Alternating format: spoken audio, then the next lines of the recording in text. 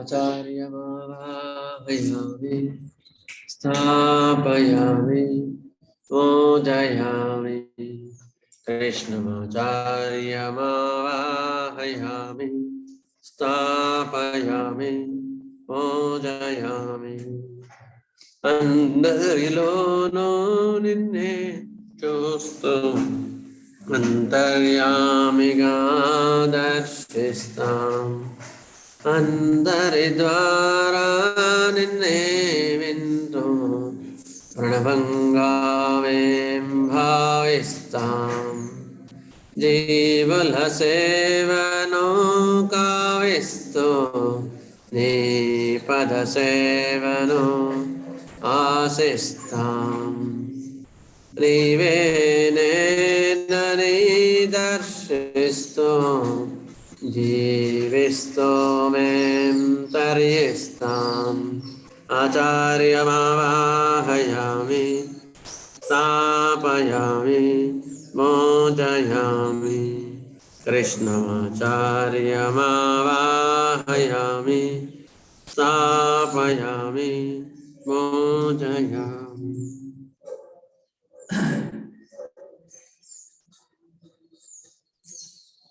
Okay. Today, our Argnan of medicine, 166 aphorism. In 165 aphorism, it is a continuation. Adi 165. In 165 aphorism, we studied that if you give a drug on the basis of a common symptoms, సామాన్య వేదనలను గురిపెట్టి ఔషధంను నిర్ణయించిన వ్యాధి అని తగ్గొచ్చు తగ్గకపోవచ్చు, తగ్గినా అది తాత్కాలిక ఉపశమనమే అని చెప్తుండ్రు.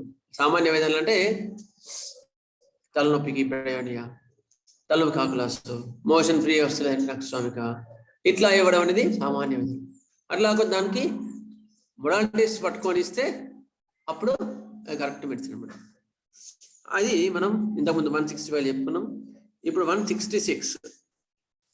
Such a case is, however, very rare, owing to the increased number of medicines whose pure effects are not known and the bad effects resulting from it, when they do occur, are diminished whenever a subsequent medicine of more accurate resemblance can be selected.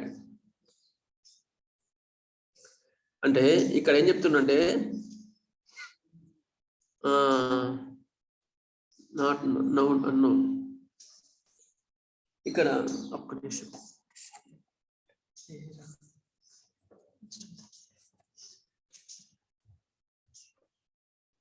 గట్టిగా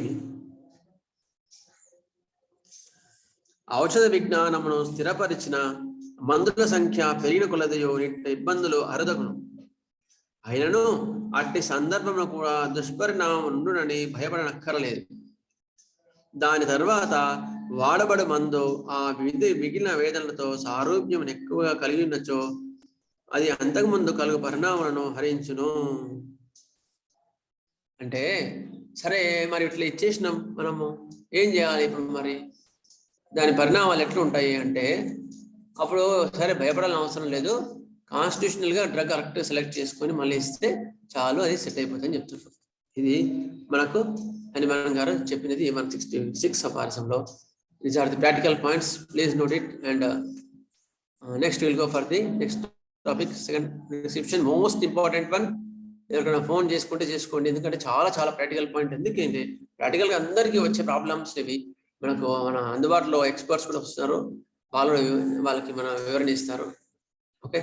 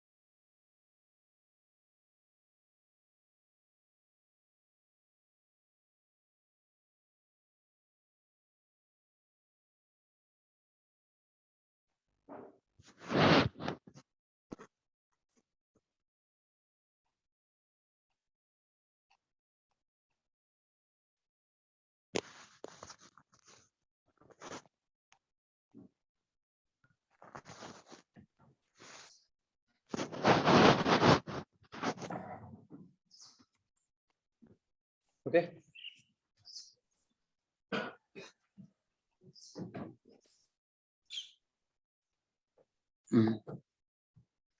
Now we'll go for the very important topic, second prescription. Second prescription చాలా ముఖ్యమైనది. ఎందుకంటే మాకు అని ఎవరికైనా సరే clinic open చేసిన, మనం ప్రాక్టీస్ స్టార్ట్ చేసిన కొత్తలో మనకు వచ్చే ప్రాబ్లం ఇది సెకండ్ ప్రిస్క్రిప్షన్. అంటే ఎప్పుడు రిపీట్ చేయాలి,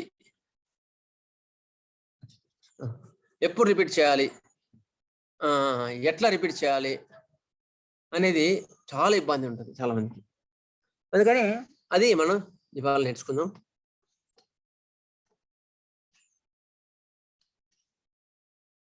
ఓకే. అయితే ఒక చిన్న విషయం, సెకండ్ ప్రిస్క్రిప్షన్ స్టార్ట్ చేసే ముందు అసలు ఫస్ట్ ఏంటో తెలుసుకుందాం. సెకండ్ నెంబర్ ఉంటే ఫస్ట్ నెంబర్ అయితే రావాలి కదా. First will learn the first prescription. What is first prescription? First prescription అంటే ఏంటి? ఒక పేషెంట్ వచ్చిన తర్వాత కేస్ టేకింగ్ చేస్తాం, థరో కేస్ టేకింగ్ చేస్తాం. థరో కేస్ టేకింగ్ చేసిన తర్వాత నెక్స్ట్ స్టెప్ ఏంది? Evolution of symptoms. A symptoms ఎక్కువ ప్రామినెంట్గా ఉన్నాయి, ఏ సిమ్టమ్స్ ఎక్కువ రోగిక తత్వాన్ని తెలియజేస్తున్నాయి, ఏ సిమ్టమ్స్లో ఎక్కువ మోడాలిటీస్ కవర్ అవుతున్నాయి, ఏ సిమ్టమ్స్ శరీరం యొక్క ధ్యేయతత్వాన్ని మొత్తాన్ని తెలియజేస్తున్నాయి, ఏ సిమ్టమ్స్ ఫేక్గా ఉన్నాయి, ఏ సిమ్టమ్స్ ఫేక్గా లేవు. ఇవన్నీ కూడా ఎవల్యూషన్ ఆఫ్ సిమ్టమ్స్. చాలా చాలా ముఖ్యం. ఎవల్యూషన్ ఆఫ్ సిమ్టమ్స్ అనే టాపిక్ చాలా అసలు అది తర్వాత ఎప్పుడు చదువుకుందాం. అదనమాట evolution of symptoms. Evolution of symptoms తర్వాత మనకి ఏది కొన్ని సిమ్టమ్స్, టోటల్ ఆఫ్ సిమ్టమ్స్ వస్తాయి. దాన్ని బట్టి మనం ఒక remedy, most similar remedy which is suit to the core of the person and core of the medicine is matched. That is a similar remedy. Find similar remedy with the help of veterinary and repertory, also by the experts. Veterinary and repertory ద్వారా మనం similar రెమెడీని exact తీసుకుంటాం. Similar remedy, similar potency ఇది ఇచ్చేసినాం. ఇది first prescription. ఇక్కడ వరకు పర్లేదు, కొంచెం చాలా మంది గట్టెక్కుతాం. ఏదో ఒక పాయింట్ దొరుకుతుంది, ఏదో ఒక మంచి పాయింట్లు వస్తాయి. దాన్ని బట్టి will we give the first prescription. Then the patient will come in the second episode, in the second visit. Or second prescription means the prescription after the first one that has acted. Second time వస్తారని కాదు patient ఉద్దేశం. After the first one is acted, first prescription is acted, then only it is called as second prescription. అంటే after administration of this simlimum, the physician expects some reaction, some response.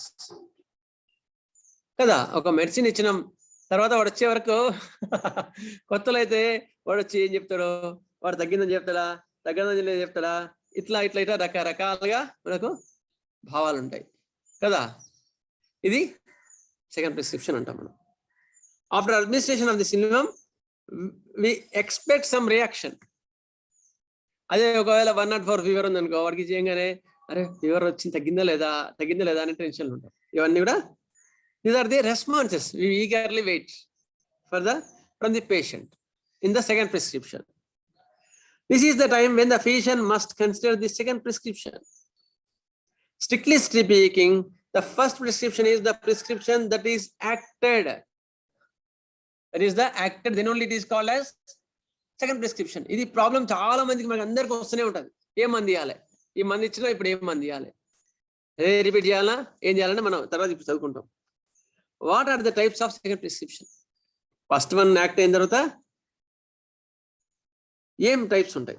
ఒకటి repetition of the first prescription, ఒకటేమో repetition అంతే, first prescription కదా. Repetition ఎవరైనా heading రాసుకోండి. First second prescription లో repetition.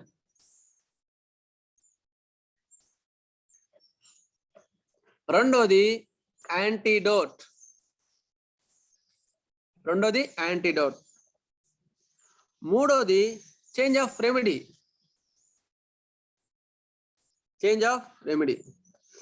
నాలుగవది complementary remedy, ఐదవది కోఆగ్నేట్స్, ఆరవది change of plan of treatment. ఇవి మళ్ళీ ఒక్కొక్కటి ఎక్స్ప్లెయిన్ చేసుకుంటూ వస్తే అప్పుడు ఏమైనా మిస్ అయిందంటే మళ్ళీ యాడ్ చేసుకోండి. Change of plan of treatment ఇది మనకు సెకండ్ ప్రిస్క్రిప్షన్ లో మనకు యూజువల్ గా వచ్చే chances, problems. Okay, next first we'll go for the repetition. Okay, repetition అంటే ఏంది, చేయాలి, ఎట్లా చేయాలి? Repeat only when the symptoms are repeated after the action is completed. గుర్తుపెట్టుకోండి, repeat only when the symptoms are repeated. అంటే ఇక్కడ ఏం repeat, ఏం సిమ్టమ్స్ రిపీట్ కావాలి? మనం మందు ఇచ్చిన తర్వాత ఆ రోగి యొక్క నీరసం తగ్గాల, ఆకలి పెరగాల, స్టామినా పెరగాల, అంటే రోగిలోకి బలం చేకూర్చాల. అప్పుడు మాత్రమే మనకు ఫస్ట్ ప్రిస్క్రిప్షన్ కరెక్ట్ గా ఉందని లెక్క. ఫస్ట్ ప్రిస్క్రిప్షన్ ఇచ్చిన తర్వాత రోగి ఎంతకన్నా బాగున్నాడు, ఇప్పుడు అంతకన్నా యాక్టివ్గా ఉన్నాడు, పని చేసుకోవాలని ఉత్సాహం వచ్చింది. మధ్యలో పని చేసుకోవాలని ఉత్సాహం లేకుంటుండే, ఇప్పుడు మళ్ళీ పని చేసుకోవాలని ఉత్సాహం వచ్చింది. అయిన తర్వాత అంతకుముందు ఏ పని చేయాలనిపించేది, అది తినాలనిపించేది కాదు, ఇప్పుడు తినాలనిపిస్తుంది. నెక్స్ట్ నార్మల్గా ఉండే ఉత్సాహం లేకుంటుండే, ఇప్పుడు నార్మల్గా ఉండే ఉత్సాహం వచ్చింది. కానీ మళ్ళీ కొన్ని రోజుల తర్వాత ఏమైంది, మళ్ళీ ఎందుకోసారి మళ్ళీ మధ్య డల్గా ఉంటుంది. అప్పలాగా మళ్ళీ చేతనెత్తలేదు. అంతకుముందు మీరు ఇచ్చినప్పుడు బాగున్నది సార్, 2-3 months బ్యాక్ ఇచ్చినప్పుడు చాలా బాగున్నది, అప్పుడు మంచిగా ఉన్నది, మళ్ళీ ఎందుకో ఈ మధ్య వచ్చింది అని చెప్తాడు. అప్పుడు ఏం చేయాలి? అప్పుడు మనం ఏం ఆలోచించాలి? ఇది రిపిటిషన్ టాపిక్ మనం చదువుకునేది. అప్పుడు you have to go for thorough enquiry. ఏమైనా ఐస్ క్రీమ్ తినడా, అయితే కూలింగ్ తాగిండా, ఏదైనా ఒకవేళ క్రానిక్ కేసెస్ అయితే, అక్యూట్ కేసెస్ అయితేనేమో ఫుడ్ లో అయినా డిఫరెన్స్ వచ్చిందా, ఆహార విహారాలలో అయినా మార్పు వచ్చిందా చూసుకోవాలి, ఖచ్చితంగా చూసుకోవాలి. లేదా క్రానిక్ కేసెస్ లో అయితేనేమో ఏదైనా ఎక్కువ డిసార్డర్ వచ్చిందా, ఏదైనా హ్యూజ్ ఏమంటారు కెలామిటీ లాగా, అంటే పెద్ద స్ట్రెస్ తో కూడినది ఏమైనా వచ్చిందా, నెక్స్ట్ ఏదైనా ఎక్కువ ఇబ్బంది పడేది జరిగిందా, ఇటువంటి చూసుకోవాలి మీరు ఖచ్చితంగా. అయిన తర్వాత ఇవన్నీ ఏమంటారు, వీటిని ఎక్సైటింగ్ కాజెస్ అంటారు. Exciting causes. అయితే ఎక్సైటింగ్ కాజెస్ వల్ల ఈయన సిమ్టమ్స్ రిపీట్ అయినాయి అనుకో, మనకు అడ్వైస్ చేయాలా, ఇప్పుడు అటువంటి సిచ్యువేషన్స్ ని మీరు అవాయిడ్ చేయండి, మెయింటైనింగ్ కాజెస్ ఉంటే అవాయిడ్ చేయండి, ఎక్సైటింగ్ కాజెస్ ఉంటే అవాయిడ్ చేయండి అని చెప్పి ఒక ప్లాసిబో ఇచ్చి పంపాల. Here the second prescription is the placebo. First one is the repetition ముందు ప్లాసిబో ఉంటాయి. First prescription, here the second prescription is the placebo. గుర్తుపెట్టుకోండి, ఫస్ట్ వన్ రాసుకోండి, ఎవరంటే రాసుకోండి, ప్లాసిబో అనమాట. ఎందుకు ప్లాసిబో ఇస్తున్నాం? మరి అన్ని రిపీట్ అయినాయి కదా, మరి డ్రగ్ రిపీట్ చేయాలి కదా అంటే, it is due to some exciting cause.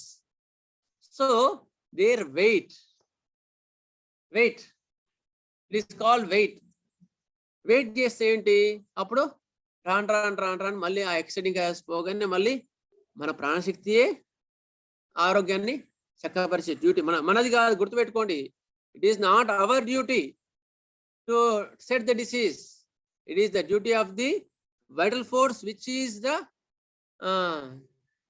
Soul. Everything is అది అన్నింటికి బాధ్యత దానిదే అనమాట. అది ఆ యొక్క వైటల్ ఫోర్స్ సెట్ చేసుకుంటుంది. అంటే ఎక్సైటింగ్ కాజ్ తర్వాత ఏం రిపీట్ చేయొద్దు, వెయిట్ చేయండి, వెయిట్ చేస్తే అదే క్లియర్ అయిపోతుంది. It is called placebo. అయిన తర్వాత ప్లాసిబో ఇచ్చేది ఒకటి, ఎక్సైటింగ్ కాజ్ వల్ల రిపీట్ అయితే సిమ్టమ్స్, ప్లాసిబో ఇవ్వండి, వెయిట్ చేయాలి. రెండోది ఇంకెటువంటి కేసెస్లో when the patient is improving, go on improving. In the second prescription also, when he came in the second time, the patient is improving. Then go on improving, wait until the repetition of the previous symptoms. Until that you don't give anything, only placebo. గుర్తుపెట్టుకోండి, same ప్రిస్క్రిప్షన్లో ఇది రెండోది. ఎక్కడ ఇవ్వాలి placebo అంటే patient improve అవుతున్నాడు అంటే placebo మాత్రం ఇవ్వండి, వేరే ఏది ఇవ్వకండి, ఖచ్చితంగా ఇవ్వకండి. ఎందుకంటే అత్యుత్సాహం కొద్దీ, మన లోపల ఉండే టెన్షన్ కొద్దీ, మన భయం కొద్దీ రిపీట్ చేసి ఫెయిల్ కేసులు చాలా చాలా ఉన్నాయి, ఎస్పెషల్లీ అక్యూట్లో కానీ క్రానిక్లో కానీ. అందుకని placebo is the wonderful medicine of the our homoeopathy. నాకు గుర్తుంది, ఒకరికి డిస్కెట్స్ ఉన్నాయన్నమాట. డిస్కెట్స్ అంటే మామూలుగా తీయగోలీలు. సార్ మీరు ఈసారి అవి ఈయనకి మర్చిపోయారు, అందుకని మాకు తగ్గలేదు సార్, అవి ఇస్తే ఖచ్చితంగా తగ్గుతుంది సార్ అంటారు వాళ్ళు. That is called placebos. అవి ఇస్తే ఖచ్చితంగా తగ్గుతుంది. అట్లా ప్లాసిబో చాలా కేసెస్లో ఔషధంగా పనిచేస్తాయి. అందుకని గుర్తుపెట్టుకోండి, placebo is the wonderful remedy. అది ఎందుకు మనం ప్లాసిబో ఇచ్చినాం అంటే ఎక్సైటింగ్ కాజ్ ఏదో ఉంది, ఆ ఎక్సైటింగ్ కాజ్ సెట్ చేసినాం, ఆటోమేటిక్గా ఎక్సైటింగ్ కాజ్ తగ్గిపోగానే అది వ్యాధి ఆరోగ్యాన్ని చేకూర్చుకుంటుంది. అప్పుడు ప్లాసిబో ఇవ్వండి. ఓకేనా? ఇది రెండో ఇన్స్టాన్సెస్. మూడో ఇన్స్టాన్సెస్ ఏంటి అంటే when the episode is came and already the cure also occurred and patient came. ఏమైంది సార్, మొన్నంతా జ్వరం వచ్చి విపరీతమైన వామిటింగ్స్, మోషన్స్ అయినాయి సార్, అయితే మీరు ఏ మంది వేయొద్దన్నారు కదా, అందుకని వేసుకోవాలి, ఒక మెంతులు మజ్జిగ తాగినాం సార్, ఓన్లీ కొబ్బరి బొండాలు తాగినాం, ఒక 2 రోజులు అట్లే ఉన్నాం, అయితే మరి రావద్దా అని అంటాం మనం. రావద్దా అంటే సార్ రానికి కూడా చదగాలేదు సార్, అసలు రావడానికి మీ దగ్గరికి చదగాలేదు, సో ఇవాళ కొంచెం చాదనైంది, ఇవాళ మళ్ళీ మీ దగ్గరికి వస్తున్నా సార్, ఇవాళ కొంచెం అప్పటికైనా కొంచెం బెటర్ ఉంది, అందుకని మందు తీసుకుందామని వచ్చినా. అప్పుడు ఏం చేయాలి? సిమ్టమ్ తీసుకుని మందు ఇస్తామా? Already is improving, placebo, then give placebo. గుర్తుపెట్టుకోండి ఈ ప్రాక్టికల్ పాయింట్స్, ఈ క్లాస్ మిస్ చేయకండి ఎవరైనా ఉంటాయి కూడా. ప్లాసిబో ఇవ్వాలి, అవి చాలా బెస్ట్ రెమెడీస్. అవి మనం సజెస్ట్ చేస్తాం. డైట్లో మనం కొంచెం చెప్పొచ్చు, ఎండు ద్రాక్ష, ఎండు ఖర్జూరం నీళ్ళు తాగండి, నానబెట్టిన తర్వాత ఎండు ఖర్జూరం తీసుకోండి, అటువంటివి మనం సజెస్ట్ చేయొచ్చు. ఓకేనా? Then it is the placebo. Next ఇంకో ఇన్స్టాన్స్ ఇంకెక్కడ ఇవ్వచ్చు? వ్యాధి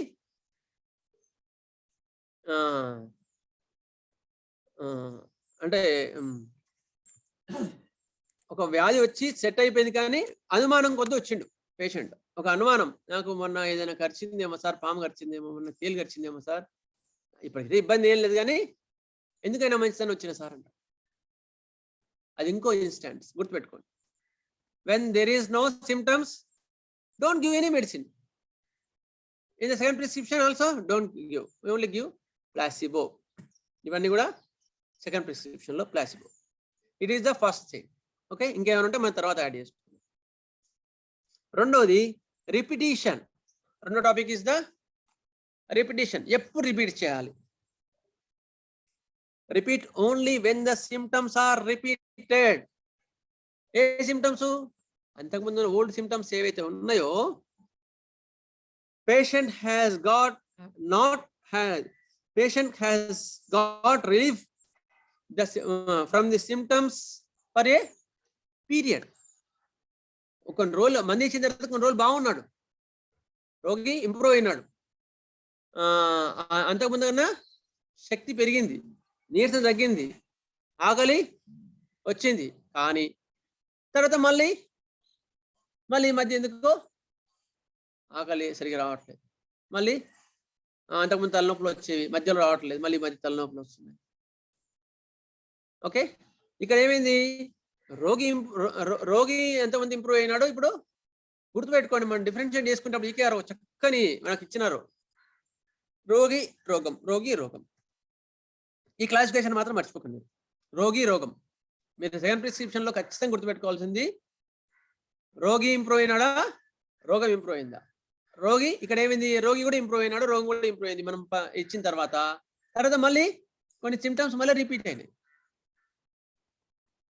అయితే ఒక చిన్న డౌట్, మరి ఫస్ట్ సందర్భంలో ఎక్స్టెండింగ్ కాజ్ వచ్చినప్పుడు మనం ఎందుకు రిపీట్ చేయలేదు, ఓన్లీ ప్లాస్మా ఎందుకు ఇచ్చినాము అంటే, here in spite of the fever or in spite of the attack of asthma the patient is feeling better. రోగి బాగున్నాడు అక్కడ, కానీ రోగం ఎక్స్టెండింగ్ కాజ్ వల్ల ఇంప్రూవ్ ఎక్కువైంది. అక్కడ రోగి బాగున్నాడు కనుక రోగియే he will take care of the disease, రోగాన్ని అదే తగ్గించుకుంటుంది. అందుకని అప్పుడు రిపీట్ చేయకుండా ప్లాస్మా ఇస్తాం. అందుకని ఈ డిఫరెన్షియేషన్ మర్చిపోవద్దు. రోగము, రోగి అంటే ఒక చిన్న మళ్ళీ మధ్యలో అది ఒక సబ్ టాపిక్ చెప్తా. రోగి అంటేనేమో సిక్నెస్ అంటే ఆకలి ప్రాపర్గా ఉందా లేదా, నీరసం ఎట్లా ఉంది, స్టామినా ఉంది, పని చేసుకోవాలని ఉత్సాహంగా ఉందా లేదా, నెక్స్ట్ ఒక పని చేద్దామంటే ఎట్లా ఉన్నాడు, ఆరోగ్యంగా ఉన్నాడా, నెక్స్ట్ సాధారణంగా ప్రవర్తిస్తున్నాడా, అసాధారణంగా ప్రవర్తిస్తున్నాడా, ఇవన్నీ కూడా పేషెంట్ యొక్క లక్షణాలు. ఇవి ఇంప్రూవ్ కావాలి. ఇవి ఇంప్రూవ్ అయితే ఖచ్చితంగా ఇంప్రూవ్ అయినట్టే. రోగం అంటే ఏంది, సిక్నెస్, తలనొప్పి, ఒళ్ళు నొప్పులు, జ్వరము, హెడేక్స్, ఆస్మాక్స్, ఇవన్నీ కూడా ఏ డిసీజ్ కోసం వస్తే అది ఆ లక్షణాలని రోగ లక్షణాలు అంటారు. ఇవి రోగి, రోగం. అయితే ఇక రిపీట్ చేయాల్సి వచ్చినప్పుడు ఫస్ట్ ఇన్స్టాన్స్ లో ఎక్సైటింగ్ కాజ్ ఎప్పుడైతే ఉందో, ఎక్సైటింగ్ కాజ్ లో రోగం మాత్రం ఎక్సైట్ కావచ్చు, కానీ రోగి మాత్రం బాగున్నాడు, అందులో డిస్టర్బెన్స్ రాలేదు. సో అక్కడ రిపీట్ చేయొద్దు, వెయిట్ చేయండి ప్లాస్మా. అయితే ఇక్కడ ఏమైంది, ఈ సందర్భంలో రోగి ఈ రోగము ఎక్కువైంది, రోగి కూడా అంతకుముందు బాగున్నాడు, మళ్ళీ ఈ మధ్య ఎందుకో మళ్ళీ కొంచెం నీరసం వస్తుంది సార్, పని చేసుకోవాలనిపించట్లేదు, స్టామినా తగ్గింది అంటే అప్పుడు then you have to repeat. Now the symptoms are repeated, old symptoms are reoccurring, then you can repeat the old one. Okay na? Understood? ఏమైనా డౌట్స్ ఉంటే మీ కింద రాసి పెట్టుకోండి, క్లాస్ అయిన తర్వాత మనం గ్రూప్లో మళ్ళీ డిస్కస్ చేసుకుందాం. అయితే ఈ రిపిటిషన్ అనేది రెండు రకాలుగా ఉంటుంది, ఎక్యూట్ డిసీజ్, క్రానిక్. ఎక్యూట్లోనేమో అవసరం పడితే పడవచ్చు. ఇది మనం ఇంతకుముందు చెప్పుకున్నాం, ఎక్యూట్స్లో ఫస్ట్ క్లాసెస్లో చెప్పుకున్నాం, 6x6 6x30 రిపీట్ చేయాల్సి వస్తుంది అవసరం అంటే ఎక్కువ సార్లు అనుకున్నాం. ఎందుకు, అక్కడ ఎక్యూట్ ఎపిసోడ్, అక్కడ వ్యాధి చాలా బలీయంగా ఉంది, అక్కడ చాలా ఉధృతంగా ఉంది. అందుకని మనం ఇచ్చిన మెడిసిన్స్ త్వరగా ఎగ్జాస్ట్ అయిపోతున్నాయి. అందుకని మళ్ళీ అవసరం ఉంటే మళ్ళీ అవసరాన్ని బట్టి రిపీట్ చేయాల్సి వస్తుంది. అక్కడ కూడా ఇదే principle, repeat only when the symptoms are repeating. అంతేగాని మన లెక్కలంటే కూడా అవన్నీ పనికిరావు. ఇది బుక్లో ఇస్తుంటారు, లైకోపోడియం 90 days పనిచేస్తుంది, బ్రయోనియా 2 days పనిచేస్తుంది, ఇవన్నీ కాదు. ఎందుకో అలోపతికి హోమియోపతికి డిఫరెన్షియేషన్ ఏంటి అంటే, మనది ఔషధ శారీర గుణదీపిక, ఔషధ గుణదీపిక కాదు. అంటే అర్థం ఏంటి అంటే, మెడిసిన్ ఒక ఆరోగ్యవంతులు ఇచ్చినప్పుడు అది ఎట్లా పనిచేస్తుంది అనే దాన్ని బట్టి మనము శాస్త్రం నిర్మించబడింది. అంతేగాని ఔషధంగా నిర్మించబడలే. ఇప్పుడు ఆయుర్వేదంలో తీసుకోండి, అలోపతిలో తీసుకోండి, ఏంది ఈ ఔషధానికి ఈ లక్షణాలు ఉన్నాయని చెప్తారు, కానీ ఇక్కడ అట్లా కాదు. ఈ ఔషధము ఒక ఆరోగ్యవంతులు ప్రయోగించినప్పుడు ఈ లక్షణాలు వచ్చినాయి అంటే ఇక్కడ రెండు ఉన్నాయి, శరీరతత్వము, ఔషధం. అందుకని శరీరతత్వాన్ని కూడా పరిగణలోకి తీసుకుంటాం కనుక ఎక్యూట్లో రిపిటేషన్ ఎక్కువ అవసరం పడవచ్చు, క్రానిక్లో తక్కువ రిపిటేషన్ అవసరం పడవచ్చు.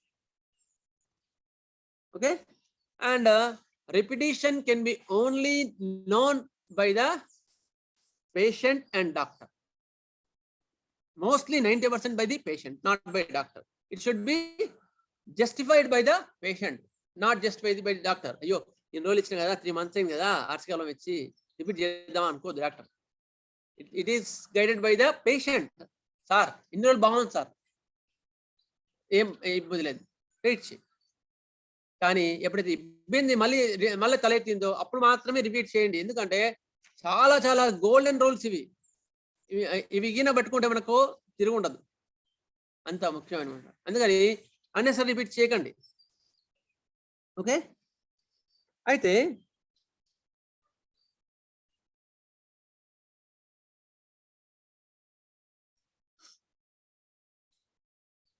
ఇంప్రూవింగ్ రిమైన్ స్టాండ్ స్టిల్ ఇంకో పాయింట్. రిపిటేషన్లో రెండో point. Repetition when the old symptoms are repeated ఒకటి.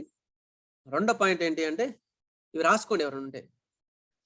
Repetition when the case come stand still అంటే అంతకుముందు అంతా ఇంప్రూవ్మెంట్ వచ్చింది, అంతకుముందు ఎక్స్ట్రామ్గా వస్తే బాగానే ఇంప్రూవ్మెంట్ వచ్చింది, బాగానే పనిచేసింది.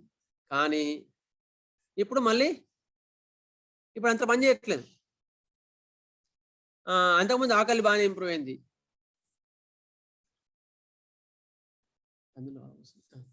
అంతకుముందు ఆకలి ఇంప్రూవ్ అయింది, అన్నీ ఇంప్రూవ్ అయినాయి. కానీ మళ్ళీ ఇప్పుడు మళ్ళీ అవి ఇనికిపోయినాయి. లేకపోతే ఫర్దర్గా ఇంప్రూవ్మెంట్ లేదు, ఫర్దర్గా ఇంప్రూవ్మెంట్ లేదు, స్టాండ్ స్టిల్ అంటారు దాన్ని. అంటే అక్కడికి కేస్ స్టక్ అయింది. Then it is the duty of the doctor to repeat it. ఇక సిమ్టమ్స్ రిపీట్ కాలే కానీ కేస్ ఫర్దర్గా ఇంప్రూవ్మెంట్ లేదు, there is no further improvement for the patient, then you can repeat the symptom, you will repeat the older one. Okay, it is the stand golden rule. అయితే ఇక్కడ కూడా జాగ్రత్తగా చూసుకోవాలి. Stand still అంటే ఎట్లా? Psoriasis కానీ leucoderma ఇటువంటి కేసెస్లో మనకి అంత ఈజీ కాదు రెప్యుటేషన్ తెలుసుకోవడం. ఎందుకు? వాడు బాగుంది అంటాడు, లేదా అప్పుడే ఎక్కువైంది అంటాడు. సార్ ల్యూకోడర్మాలో చాలా స్లో ఉంటుంది కొన్ని కేసెస్లో, అన్ని ల్యూకోడర్మాలో ఒకలా ఉండవు. జనరల్గా ఈ ఇయర్ సంవత్సరాల తరబడి ఉన్న ల్యూకోడర్మాలో ఎప్పుడు రిపీట్ చేయాలన్నది చాలా జాగ్రత్త చేయండి. అంతకుముందు మెర్సాలు ఇచ్చిన కదా 2 months అయింది కదా 3 months అయింది కానీ రిపీట్ చేయకండి. ఎందుకు? అది డిస్టర్బ్ చేస్తుంది కేసుని. ఎందుకు? అక్కడ చాలా స్లోగా ఉంటుంది, ఇది అక్కడ డిసీజ్ యొక్క పేస్ స్లోగా ఉంది, అందుకని మెడిసిన్ కూడా స్లోగా పనిచేస్తుంది. మన సెకండ్ అపార్థం గుర్తుపెట్టుకోండి. క్విక్ అనే దానికి హనుమాన్ గారు ఇచ్చిన ఎక్స్ప్లెనేషన్ గుర్తుపెట్టుకోండి. క్విక్ అంటే త్వరగా అని కాదు. Our remedy pace will be according to the disease pace. Psoriasis ల్యూకోడర్మాలో అంత ఫ్రీక్వెంట్గా రిపీట్ చేయాల్సిన అవసరం పడదు. Okay, next. And also don't delay to repeat in acute or chronics. Don't delay to repeat. చూద్దాంలే అనేవారికి ఒకసారి కొన్ని కేసెస్లో ఎమర్జెన్సీ కేసెస్లో కేసు వర్స్ అయిపోతుంది. అవి కూడా జాగ్రత్తగా ఉండాలి. అంటే తక్కువ కానీ అటువంటి కేసులు కూడా ఉంటాయి, కొన్ని ఎమర్జెన్సీ కేసులు ఉంటాయి, అప్పుడు రిపీట్ చేయాలి ఖచ్చితంగా. But you have to thorough in that cases. చూసుకోవాలి జాగ్రత్తగా. ఎందుకు? ఎప్పుడు రిపీట్ చేయాలి? When the patient became again sick, then only you have to repeat. But don't delay to repeat. అయిన తర్వాత ఈ రిపిటేషన్ ఎప్పుడు చేయాలి? Third point, repeat in chronic intermittent paroxysmal diseases. ఇటువంటి డిసీజెస్లో ఎప్పుడు రిపీట్ చేయాలి అంటే ఎగ్జాంపుల్ ఏంటి? పర్యాయంగా వచ్చే డిసీజెస్లో పర్యాయంగా వస్తుంటాయి, ఒక క్రమ వ్యవధిలో వస్తుంటాయి. అప్పుడు రిపీట్ ఎప్పుడు చేయాలి అంటే ఎప్పుడు చేయాలి అంటే అని మనకు క్లియర్గా చెప్పినారు. After the episode has cured 95% or 99% తగ్గిపోయింది, అప్పుడు మాత్రమే రిపీట్ చేయండి. ఎక్యూట్ ఎపిసోడ్ ముందు కానీ ఎప్పుడు రిపీట్ చేయకండి. ఈకేఆర్ ఏం చెప్తారంటే దానికి ఒక పెద్ద సామ్రాజ్యం మొత్తం కూలిపోయిన తర్వాత మళ్ళీ రీఎస్టాబ్లిష్ చేసినప్పుడు అప్పుడు కరెక్ట్గా మళ్ళీ ప్లాన్ ఇచ్చిన అనుకో, కరెక్ట్ రీఎబ్లాస్ట్ మళ్ళీ బిల్డింగ్ కరెక్ట్ పెట్టుకుంటావు. కానీ కూలిపోయే టైంలో నువ్వు ఎంత పెట్టినా ఏం లాభం, వేస్టే కదా. అందుకని ఒక ఎపిసోడ్ తర్వాత రిపీట్ చేయండి, ఒక పారాక్సిస్మస్ తర్వాత రిపీట్ చేయండి. అందుకని ఒక హెడేక్ వచ్చింది, సీవియర్ హెడేక్ వచ్చిన తర్వాత హెడేక్లో ఊరుకోండి. మైగ్రేన్స్ అటువంటి వాటిలో హెడేక్స్ వచ్చినా ఊరుకోండి, ఏం అక్కర్లేదు. మీకు అంత ప్లాసిబో ఇవ్వండి, లేదు అట్లా కూడా కాదంటే MP66 అట్లా ఇవ్వండి. అప్పుడు దాన్ని పీరియడ్ తీసుకొని అది వెళ్ళిపోయిన తర్వాత రిపీట్ చేయండి. మీరు అనుకున్నట్టు అంతవరకు ఆ ఎక్యూట్ ఎపిసోడ్లో ఉన్నప్పుడు సెలెక్ట్ చేసి పెట్టుకోండి. అప్పుడు టైం వేస్ట్ చేయకండి, సెలెక్ట్ చేసి పెట్టుకొని ఆ పోస్ట్ అటాక్లో ఖచ్చితంగా ఇవ్వండి. అప్పుడు ఇది third one. repeat when in post attacks, post in paroxysmal and intermittent disease. Next, in chronic cases don't haste to repeat. ఇంతకుముందు అనుకున్నాం కదా, ల్యూకోడర్మా కేసెస్ లో కానీ సోరియాసిస్ లో కానీ త్వరపడకండి. స్లో డిసీజెస్ లో ఏవైనా సరే త్వరపడకండి, జాగ్రత్తగా ఆలోచించండి. Next, don't repeat when the episode is due to some exciting cause. ఇంతకుముందు చెప్పుకున్నాం కదా. Wait if it is within the limits. Placebo ఇవ్వమన్నాం కదా. When the episode is due to exciting cause, give placebo. ఇవి 4 సందర్భాలు చెప్పుకున్నాం, ఎప్పుడు repeat చేయాలనేది. ఇంకొక సందర్భం, ముఖ్యమైన సందర్భం ప్లస్ పొటెన్సీ అంటారు దీన్ని. If any disease, acute or chronic disease, if the repetition requires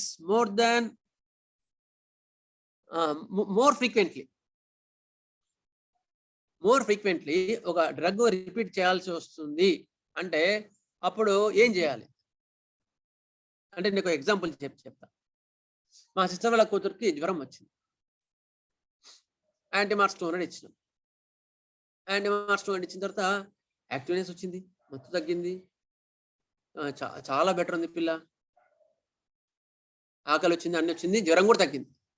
కానీ నెక్స్ట్ డే మళ్ళీ 102, 103 ఫీవర్ వచ్చింది. అప్పుడు ఏం చేయాలా? యాంటీమార్స్ డ్రగ్, రోగి ఇంప్రూవ్ అయినాడు, రోగం కూడా ఇంప్రూవ్ అయింది. ఇప్పుడు ఏం చేయాలి? రిపీట్ చేయాలి సార్. ఎట్లా రిపీట్ చేయాలా? యాంటీమార్స్ అటువంటి డ్రగ్స్ అంత ఫ్రీక్వెంట్ రిపీట్ చేయదు. యాంటీమార్స్ అటువంటి డ్రగ్స్ అంత రిపీట్ చేయడం మనం ఎంతమంది చెప్పుకున్నాం. అప్పుడు ఏం చేయాలి? ప్లస్ పొటెన్సీ అంటారు దాన్ని. దాని సమస్యల పరిష్కారం ప్లస్ పొటెన్సీ అంటారు. అంటే ఏంటి అంటే, కెంట్ గారు క్లియర్ చెప్తారన్నమాట. When in such situations, if you want to repeat the dose, don't repeat as it is, repeat with the increased potency అని చెప్తారు కెంట్ గారు. మీకు తర్వాత నేను గ్రూప్ లో పెడతాను కెంట్ గారు ఇచ్చిన స్టేట్మెంట్.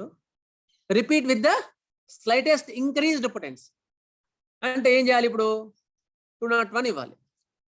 అందుకని ఒక చిన్న గ్లాస్లో నీళ్ళు తీసుకోమని ఆ మెడిసిన్ 200 వేసి ఒక 10 టైమ్స్ క్లాక్ వైజ్ లో ఒక స్పూన్ వేసుకొని తిప్పమన్నా. 10 టైమ్స్ తిప్పిన తర్వాత అవి వెంటనే పోస్ట్ అటాక్ లో ఒక 2 స్పూన్స్ తాపమన్నా. తాపిన తర్వాత వాళ్ళ ఇంట్లో చాకలేం వచ్చింది, బట్టలు ఉతికేటప్పుడు బాగా సీవియర్గా ఉన్నది. బట్టలు ఉతుకంగానే అయిపోయి చెంగం లేచి ఆడుకుంటుంది. వాళ్ళు ఆవిడ ఏంటంటే, ఏ అమ్మ ఏ మంది ఇచ్చిన నాకు అంత లేచి కూర్చున్నది, నాకు కూడా ఏ జ్వరానికి మందులు అంటే సరే అండి అవిందంట. ఎందుకు? అది అట్లా కాదు కదా మెథడ్, అట్లా అనమాట. ప్లస్ పొటెన్సీ అంటారు దాన్ని. ప్లస్ పొటెన్సీ చూసుకోవాలి. యాజ్ డీస్ గా రిపీట్ చేయకండి. అటువంటి కేసెస్లో, కొన్ని కేసులు బ్రయోని అటువంటి వాటిలో రిపీట్ చేసుకోవచ్చు, పర్లేదు. అవసరం ఉంటే నెక్స్ట్ డే రిపీట్ అవసరం పడుతుంది కూడా బ్రయోని అటువంటి డ్రగ్స్ లో. కానీ కొన్ని డ్రగ్స్ మాత్రం రిపీట్ చేసినప్పుడు పొటెన్సీ పెంచుకోండి. ఇది అక్యూట్స్ లో అయితే. క్రానిక్ లో అయితేనేమో ఇప్పుడు లైకోపోడియం ఇటువంటి మేజర్ డ్రగ్స్ ఉంటాయి. అంటే మీకు ప్లస్ పొటెన్సీ చెప్తున్నాను. ఇప్పుడు 5th వన్ అనుకుంటా, 5th వన్ రాసుకోండి సార్.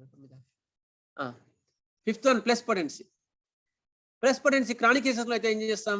ఇప్పుడు అంతకుముందు లైకో ఇచ్చినాం, తగ్గింది, మళ్ళీ 2-3 months తర్వాత మళ్ళీ రిపీట్ చేయాల్సి వచ్చింది. మళ్ళీ ఈసారి రిపీట్ చేసినాం. రిపీట్ చేసిన తర్వాత మళ్ళీ ఇంప్రూవ్మెంట్ వచ్చింది. కానీ ఈసారి 1 monthకే మళ్ళీ సింటమ్స్ అన్ని రిపీట్ అయినాయి. కానీ మనకి ఎందుకో డౌట్ ఉంది. అంతకుముందు 3-4 months పనిచేసిన డ్రగ్ ఇప్పుడు సెకండ్ పొటెన్సీయే అంత పని చేయట్లేదు. ఏం చేయాలి? డైరెక్ట్ గా మామూలుగా అయితే మనం ఏం చేయాలి? ఎగ్జాస్ట్ అయితే నెక్స్ట్ పొటెన్సీ పోవాలా. కానీ ఎగ్జాస్ట్ అయిందని కూడా డౌట్ ఉంది మనకు. ఎగ్జాస్ట్ అయిందా లేదా కూడా డౌట్ తెలియట్లేదు మనకు. కొన్ని కేసెస్ ఉంటాయి ప్రాక్టికల్గా. అప్పుడు ఏం చేయాలి? 1% ఏమో 1 డ్రాప్ అనుకోండి. లైక్ 200 తీసుకోండి. 19 drops ఆల్కహాల్ యాడ్ చేసి 10 డౌన్వర్డ్ సగషన్ చేయండి. It will give 201. Then give Lyco 201 to the patient. ఎందుకు ఇక్కడ ఏం చేసినాం? కెంట్ గారు ఏం చెప్పినారు? When repeating you have to increase the potency, then it is safe method. It will give avoid homeopathy aggravation. మనం రిపీట్ చేయడం వల్ల వచ్చే అగ్రవేషన్ ఇది అవాయిడ్ చేస్తాం అన్నమాట, ప్లస్ పొటెన్సీ. అందుకని ఇక్కడ ఏమైంది, ఈ ప్లస్ పొటెన్సీలో మళ్ళీ 201 ఇచ్చిన తర్వాత మళ్ళీ బాగా పనిచేయడం ప్రారంభించింది. అవన్నీ అక్కర్లేదు, 201 తోనే బాగా సెట్ అయింది. That is called plus potency. 201 తర్వాత మళ్ళీ అవసరం ఉంటే 202 కూడా ఇవ్వచ్చు. 201 దాబెట్టుకోవాలా, దాని నుంచి మళ్ళీ 202 తయారు చేస్తాం. అది గుర్తుపెట్టుకోండి. కొన్ని కేసెస్లో ఫ్రీక్వెంట్ రిపీట్ చేయాల్సి వచ్చినప్పుడు మాత్రం ప్లస్ పొటెన్సీస్ మర్చిపోకండి. నెక్స్ట్ రిపిటిషన్లో వచ్చినప్పుడు ఈకేఆర్ చెప్పినవి కొన్ని రాసుకో చదువుకుందాం. 4 సందర్భాలు చెప్తారు ఈకేఆర్. ఫస్ట్ ఒక అబ్బాయి జ్వరంతో వచ్చినాడు, నీరసం ఉంది, ఆకలి లేదు, వామిటింగ్స్ ఉన్నాయి, జ్వరం 104.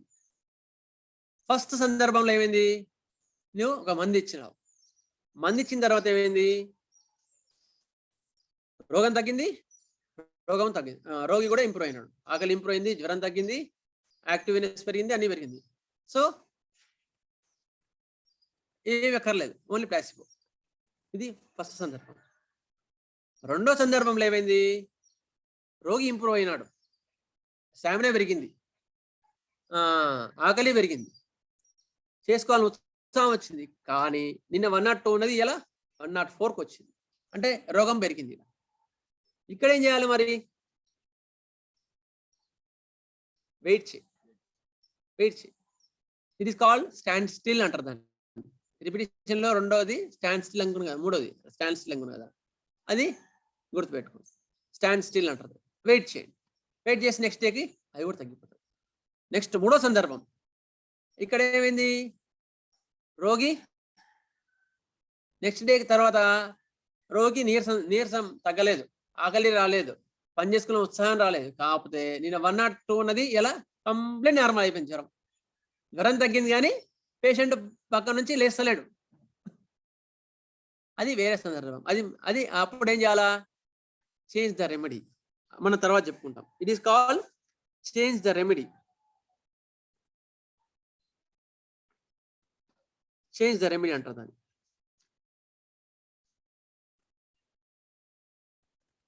ఇది మూడో సందర్భం. నాలుగో సందర్భంలో రోగి ఇంప్రూవ్ కాలేదు, రోగము ఇంప్రూవ్ కాలేదు, ఏది తగ్గలేదు. జ్వరం పెరిగింది, 101, 104 వచ్చింది. ఇక్కడ రోగి కూడా ఆకలి అవన్నీ మారలేదు. అప్పుడు ఏం చేయాలా, that is also change the remedy. ఇది సెకండ్ ప్రిస్క్రిప్షన్. రెండో హెడ్డింగ్ ఏంది, మూడో heading change the prescription, change the remedy. గుర్తుపెట్టుకోండి. ఇంకో సందర్భం చేంజ్ ద రెమెడీ. ఇంకో సందర్భం ఏది,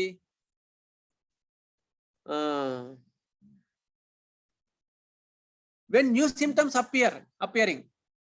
అంతకుముందు హెడేక్ ఉండే, మిగతా సిమ్టమ్స్ ఉండే, తలనొప్పులు ఉండే, కానీ దాంతోపాటు మళ్ళీ కొత్త సిమ్టమ్స్ కూడా వచ్చినాయి. అంతకుముందు లేని సిమ్టమ్స్ వచ్చినాయి. ఆ సిమ్టమ్స్ డ్రగ్వి కాదు, పేషెంట్వి కాదు, కొత్త సిమ్టమ్స్ వచ్చినాయి.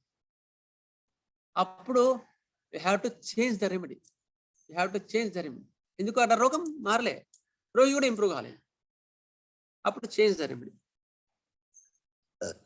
నెక్స్ట్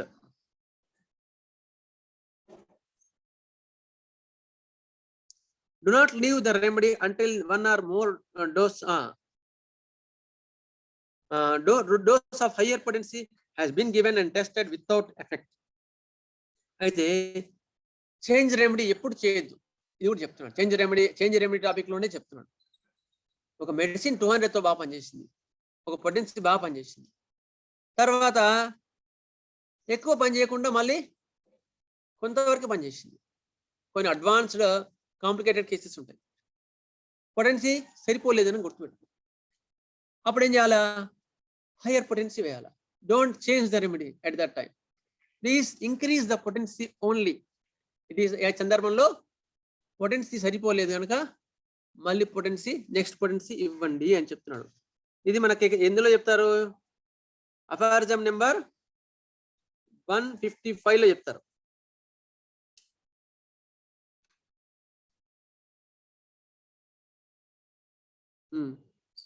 అఫారిజం నెంబర్ 155 లో హనుమాన్ గారు చెప్తారు అనమాట, చేంజ్ ద పొటెన్సీ.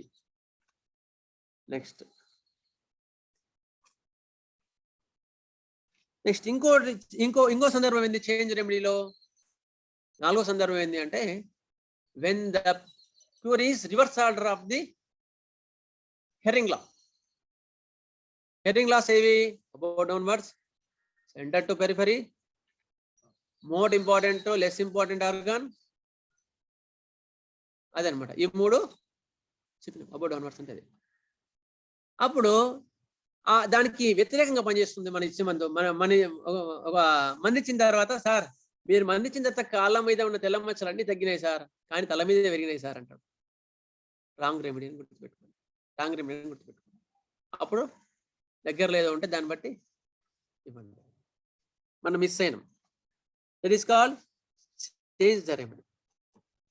ఇవన్నీ కూడా మీరు నోట్స్ తయారు చేయండి, ఎందుకంటే నోట్స్ తయారు చేయని టైం దొరకలేదు నాకు. నెక్స్ట్ ఇది 5వ సందర్భం, చేంజ్ ద రెమెడీ. నెక్స్ట్ ఇది 2వ సందర్భం. 3వ సందర్భం ఇది యాంటీడోట్. చాలా తక్కువ, నేను ఇంతవరకు ప్రాక్టీస్లో ఇంతవరకు స్టార్ట్ చేసిన తర్వాత యాంటీడోట్ వాడింది తక్కువ, చాలా తక్కువ. ఎందుకు యాంటీడోట్ ఎప్పుడు వాడతాం అంటే,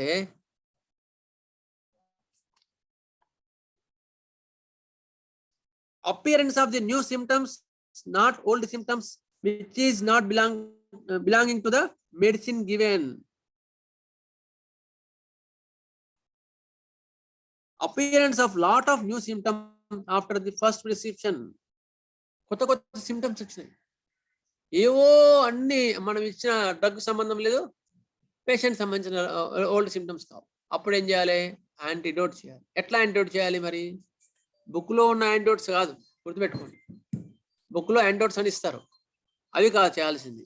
ఎట్లా యాంటీడోట్ చేయాలి అంటే, యాంటీడోట్ చేసినప్పుడు మీరు ఇప్పుడు ఫ్రెష్గా కేస్ టేకింగ్ తీసుకోండి, రాసుకోండి సార్, రెడీ యాంటీడోట్ అని పెట్టుకోండి.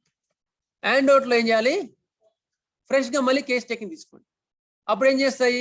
ఓల్డ్ సిమ్టమ్స్ ఉంటాయి, ఇప్పుడు ఇచ్చిన కొత్త సిమ్టమ్స్ ఉంటాయి, అన్ని కలిపి ఫ్రెష్గా ఫస్ట్ ప్రిస్క్రిప్షన్ లాగా తీసుకోండి.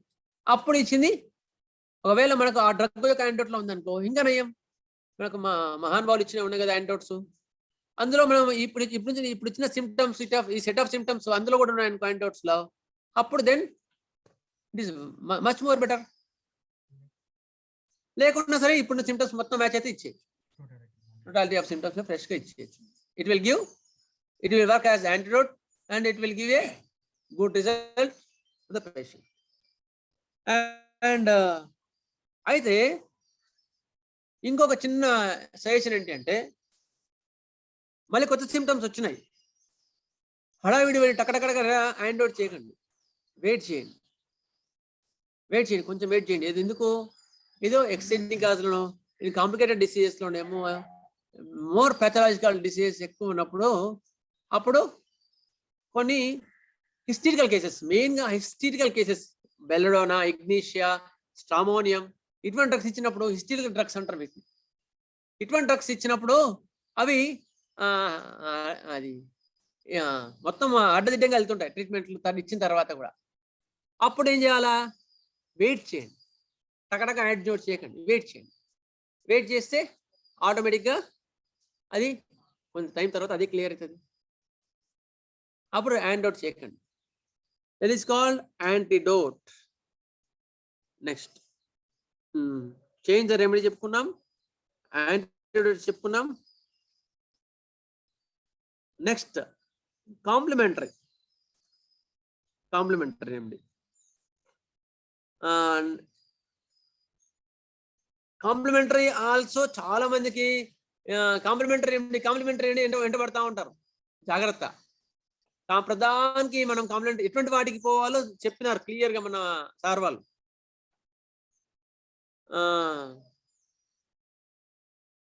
The first medicine is an acute one and superficial, and it is to be completed with the constitutional medicine for completing the cure. ఇది హనుమాన్ గారు ఎక్కడ చెప్పినారు? 222 of Arzam లో చెప్పినారు. ఇది 222 of Arzam లో when an acute hysterical condition was cured by the belladonna or stramonium అటువంటి drugs ఇచ్చిన తర్వాత అప్పుడు నెక్స్ట్ ఇమ్మీడియట్ గా ఎపిసోడ్ తగ్గంగానే ఖచ్చితంగా యాంటీసోరిక్ రెమెడీ, కాంప్లిమెంటరీ రెమెడీ చూసుకొని ఖచ్చితంగా ఇవ్వాలి అని హనుమాన్ గారు 222 of Arzam లో చెప్పుకున్నారు. ఖచ్చితంగా అటువంటివి మీరు మర్చిపోవద్దు. మర్చిపోతే ఏమవుతుంది? మళ్ళీ అక్యూట్ ఎపిసోడ్ మళ్ళీ వచ్చే ఛాన్సెస్ ఉంటాయి. ఎందుకు? మళ్ళీ మనం ఇచ్చిన రెమెడీ కూడా డీప్ రెమెడీ కాదు. ఒకటి. నెక్స్ట్ రెండు కాంప్లిమెంటరీ. ఎప్పుడు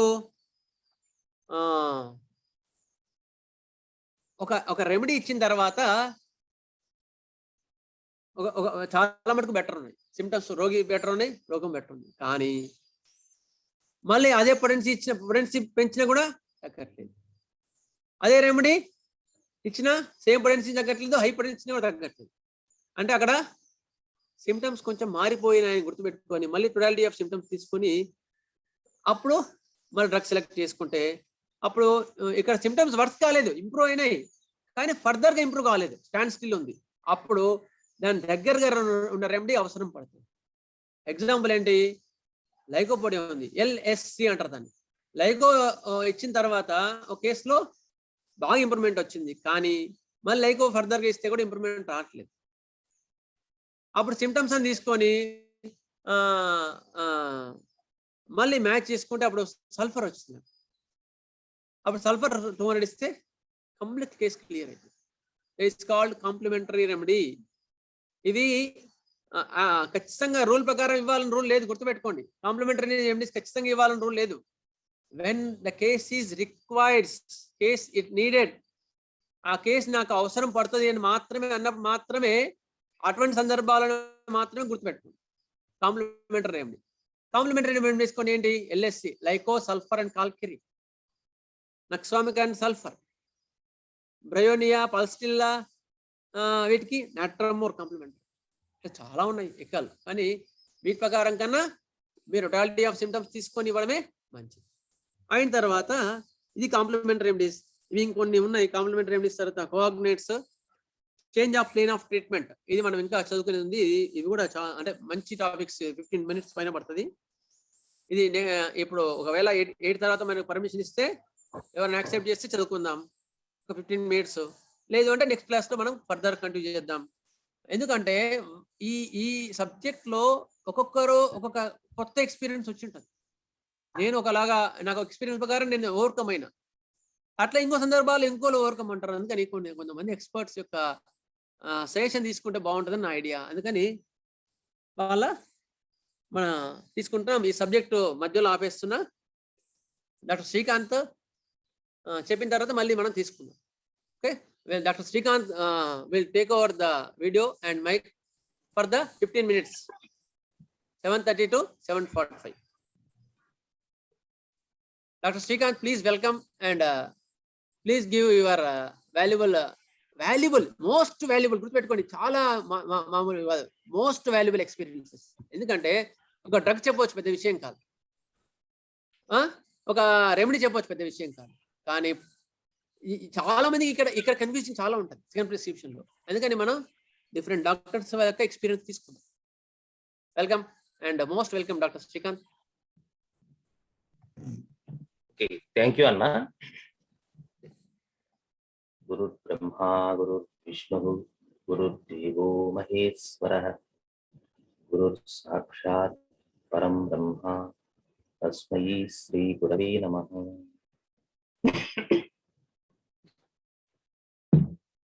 actually special thanks to doctor Chandramohan అన్న.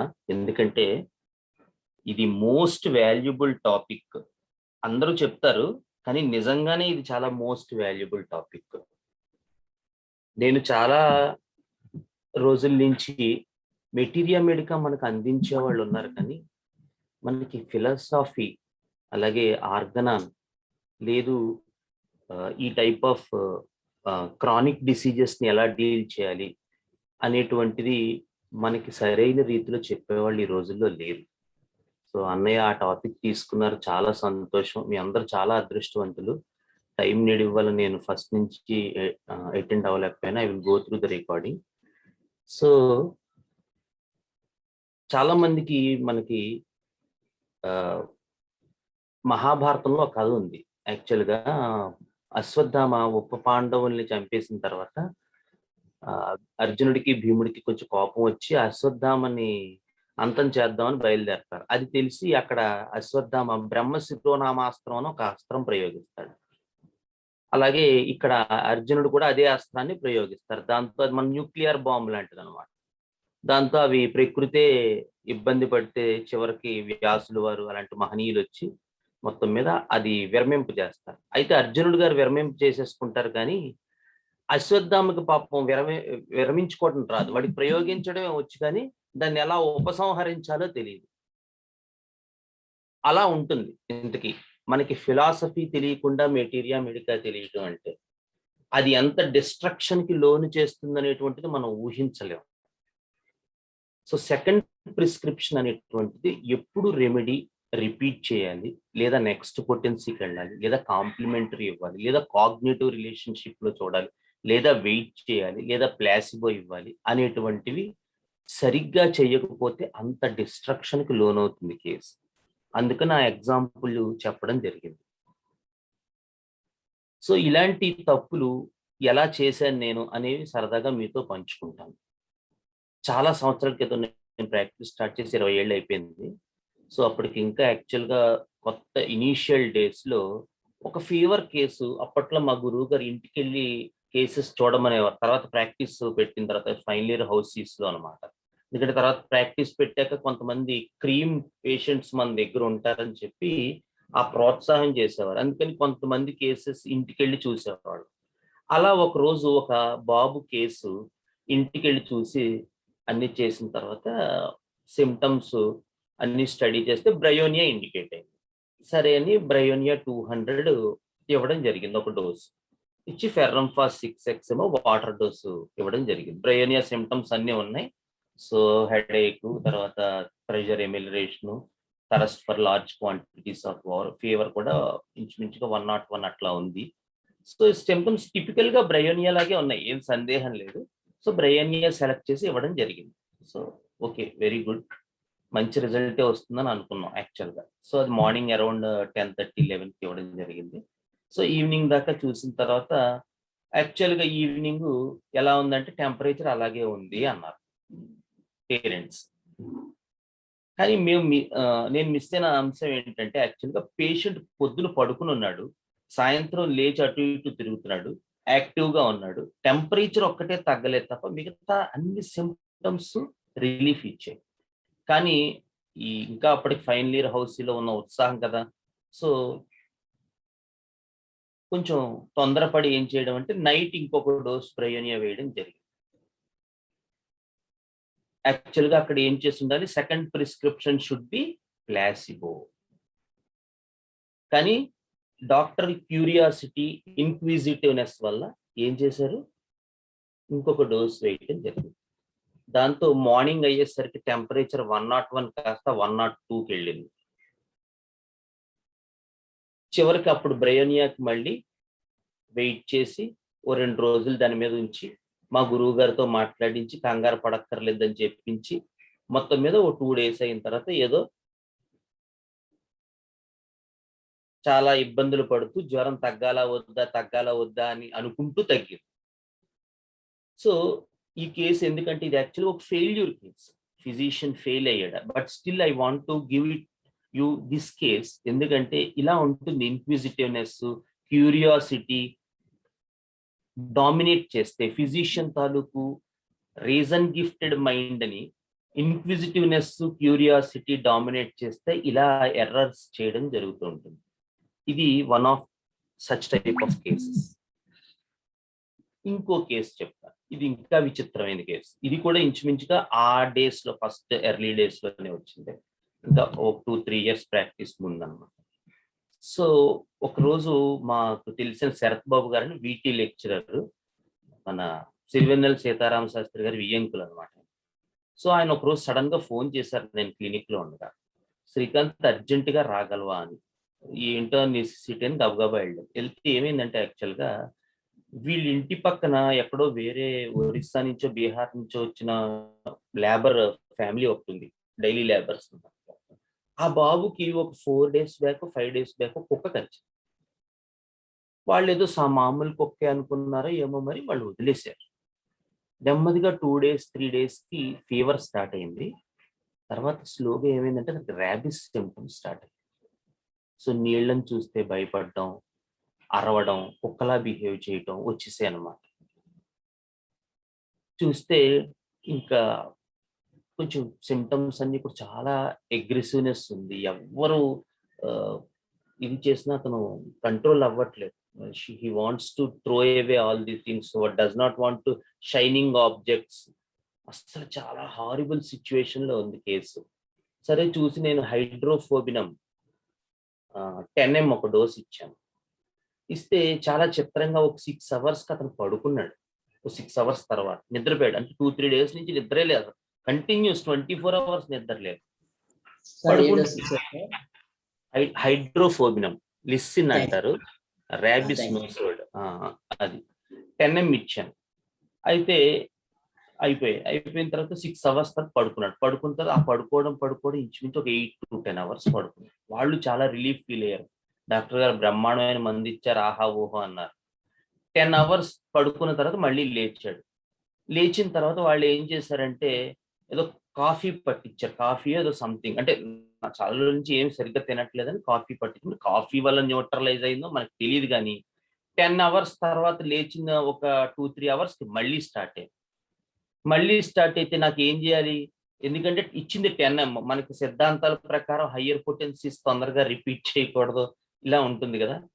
సో నేను డేర్ చేయలేకపోయాను ఇంకొక డోస్ వేయడానికి, ధైర్యం చాలలేదు. అయితే చిత్రంగా ఒక 1 day తర్వాత పరిస్థితి విషమిస్తే ఇంకప్పుడు పోన్లే ఇంకా ఏదైతే అయిందని చెప్పి ఇంకొక డోస్ వేసాను. కానీ ఏమీ పని చేయకపోగా ఇంకొక 2-3 days అతను చనిపోయాడు ఆ బాబు.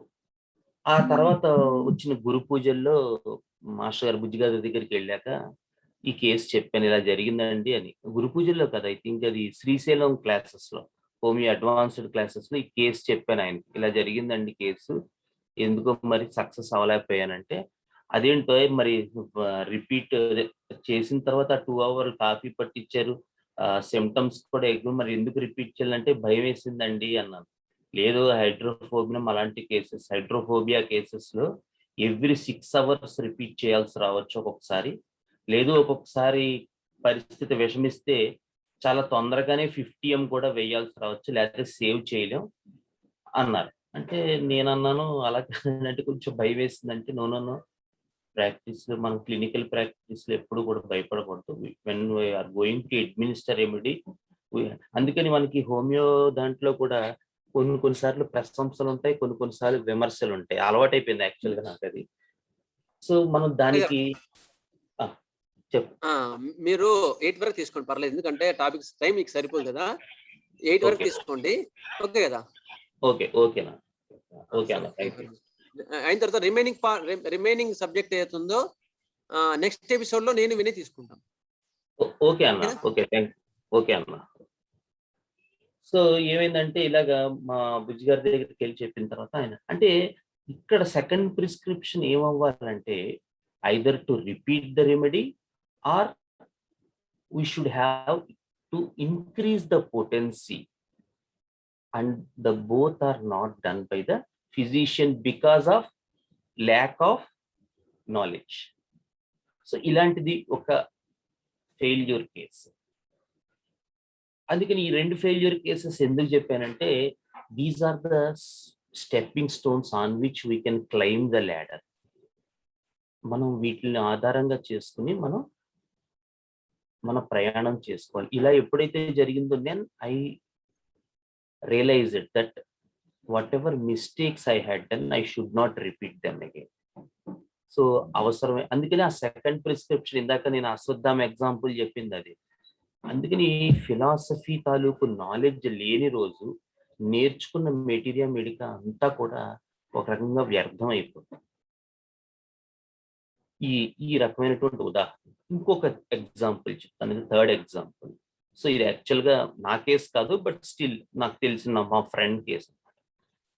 ఇతను ఫైలేరియా కాదు, సమ్ థ్రెడ్ వామ్ ఏదో అంటారు యాక్చువల్గా. అది బ్రెయిన్ లో ఒక టైలర్ అనమాట అతను యాక్చువల్గా పాపం.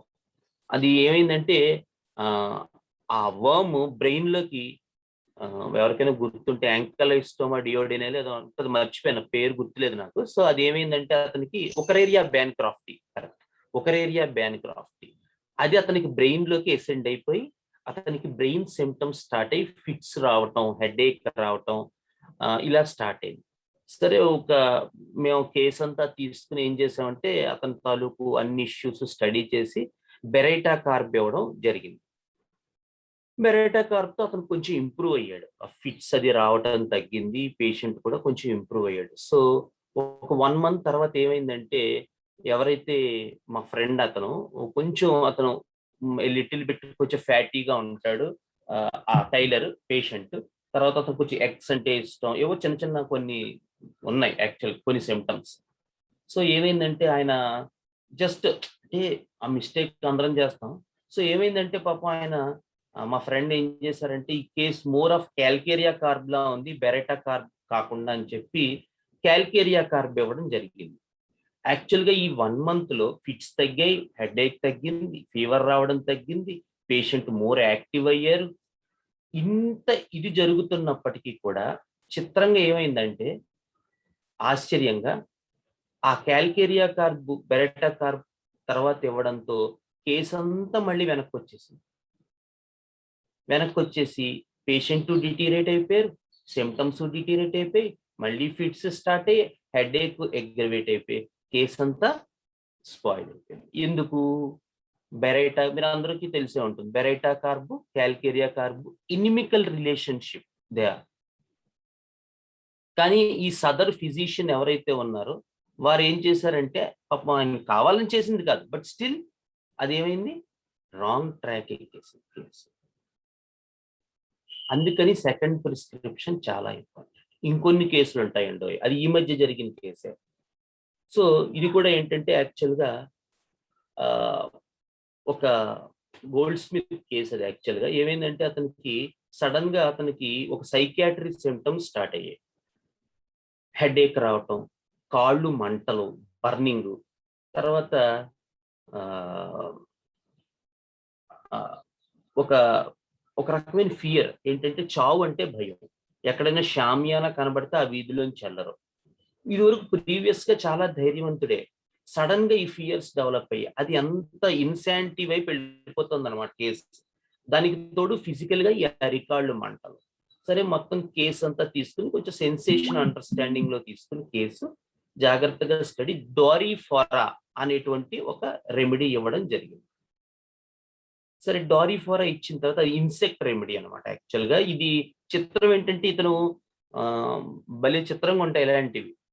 యాక్చువల్గా ఈ పేషెంట్ ఎక్యూట్ గా చాలా సార్లు బెలడోనా, స్ట్రామోనియము, హయోసామస్ ఇవ్వడం జరిగింది. ఈ పేషెంట్ కి చాలా సార్లు ఇంప్రూవ్మెంట్ కూడా వచ్చింది. కానీ ఎప్పుడైతే కేసు డీపర్ వేలో తీసుకున్నామో ఇతనికి డోరిఫోరా సెలెక్ట్ అయింది. సెలెక్ట్ అయిన తర్వాత నేను ఆలోచించాను అసలు ఆ రెమెడీస్ ఎందుకు పడ్డాయా అని ఆలోచిస్తే చిత్రంగా ఈ డోరిఫోరా అనేటువంటి ఇన్సెక్ట్ సొలనేసియే ప్లాంట్ ఫ్యామిలీ తాలూకు ప్లాంట్స్ ఏవైతే ఉంటాయో వాటి మీద ఎక్కువ ఇది దీంతో అసోసియేట్ అయి ఉంటుంది. ఎక్కువ వాటికి సంబంధించిన ప్లాంట్స్ మీద ఎక్కువ తిరుగుతూ ఉంటుంది. ఆ ఫుడ్ మీద కానీ, ఆ లీవ్స్ మీద కానీ. ఈ డోరిఫోరా చూడండి, ఎకో సిస్టమ్ ఎంత చిత్రం. సో ఎప్పుడైతే అతనికి అందుకని ఒక ఎకో సిస్టమ్ తీసుకున్నాం అనుకోండి, మనకి ప్లాంట్స్, యానిమల్స్, మినరల్స్ ఉంటాయి తప్ప అవన్నీ కూడా సింబయోటిక్ రిలేషన్షిప్ లో కలిసి ఉంటాయి. సో ఏమైంది, ఈ పేషెంట్ సదర్ పేషెంట్ యాక్చువల్గా డోరిఫోరా ఇన్సెక్ట్ పేషెంట్, కానీ ఎకో సిస్టమ్ లో అది సొలనేసియే ప్లాంట్ ఫ్యామిలీ ప్లాంట్స్ తో కలిసి ఉండటం వల్ల రెమెడీ పరంగా కూడా వాడికి కొన్ని సొలనేసియా సిమ్టమ్స్ డెవలప్ అయ్యాయి. బెల్లడోనా, హయోసామస్, ట్రామోనియం సిమ్టమ్స్ చాలా చిత్రంగా. ఆ చిత్రంగా ఇప్పుడు డారిఫెరాతో అది చాలా బాగా ఇంప్రూవ్మెంట్ వచ్చింది. ఆ మెంటల్ కండిషన్, ఇన్సానిటీ అన్ని తగ్గుకుంటూ వచ్చి భయం తగ్గింది. ఆ షామియానాలో వేసున్న వీధుల్లోకి వెళ్ళడం స్టార్ట్ చేశారు. తర్వాత అరికాళ్ళు మంటలు కూడా కొంచెం తగ్గాయి. ఆ తర్వాత ఏమైందంటే సడన్ గా అతనికి సయాటికా సిమ్టమ్స్ లాగా ఏవో డెవలప్ అయ్యింది. సో నెక్స్ట్ ఆ కేసు అనుకోకుండా ఫాలోకు మారడం చేత ఏమైందంటే ఈ ఎవరైతే ఫిజిషియన్ అసోసియేట్ అవుతున్నారో ఆయనకి ఆ పూర్వపు చరిత్ర మొత్తం తెలియదు. ఆ మెంటల్ కండిషన్, ఆ ఇన్సానిటీ తెలియదు. దాంతో ఆయన ఈ సయాటికాని వేరే జబ్బుగా ట్రీట్ చేయడం, దాంతో వేరే రెమెడీస్ ఇవ్వడం జరిగింది. సో ఏమైంది, మళ్ళీ కేసు ప్రోగ్రెస్ స్టాప్ అయిపోయింది. ఆ ఫియర్, ఆ అసోసియేషన్ మళ్ళీ అగ్రివేట్ అయిపోయింది. ఎందుకంటే మనం ఆలోచించాల్సింది మెంటల్ స్టేట్ ఏదైతే టువర్డ్స్ ప్రోగ్రెసింగ్ టువర్డ్స్ ఇన్సానిటీ అని చెప్పుకుంటున్నామో ఆ మెంటల్ స్టేట్ స్లోగా ట్యాపర్ అవుతుంది అండ్ ఫిజికల్ స్టేట్ డ్యామేజ్ అవుతుంది. ఏం చేయాలి అలాంటి కేసెస్ లో? జనరల్ గా మనకి హానిమన్ గారు మెంటల్ డిసీజెస్ లో క్లియర్ గా ఇచ్చారు. మెంటల్ కండిషన్స్ బాగా అంటే మెంటల్ డిసీజెస్ పూర్తిగా మెంటల్ స్టేట్ లో ఉన్నవి ఎమిలిరేట్ అవుతున్నప్పుడు అంతో ఎంతో ఫిజికల్ సిమ్టమ్స్ వస్తాయి. The best thing is to wait on the remedy. అలాంటప్పుడు ఈ ఫిజియోథెరపీ అను లేదా ఎక్సర్సైజెస్ అను ఆక్యూప్రెషర్ అను sometimes in the worst and the worst conditions ayurvedic అను చెప్పి పేషెంట్ ని ఆఫ్ చేయాలి. దీని తాలూకు అప్పుడప్పుడు మనం పేషెంట్ కి ఆ రకమైనటువంటి విషయాలు డిస్కస్ చేయడం ద్వారా, అవేర్నెస్ కలిగించడం ద్వారా వాడిని మనం ఆఫ్ చేయగలగాలి. ఆఫ్ చేయడం వల్ల వాడికే లాభం. ఆ విషయం కూడా వాడికి చెప్పాలి. సో ఇది కూడా ఒక కేసు. ఇలాంటి సందర్భాలు కూడా ఉంటాయి. అంటే మెంటల్ స్టేట్ ఇంప్రూవ్ అవుతూ ఉండగా మనం వెయిట్ చేయాల్సి ఉంటుంది. ఏమవుతుందంటే two much association of the patient కూడా ఒక్కొక్కసారి చాలా డ్యామేజ్ చేస్తుంది.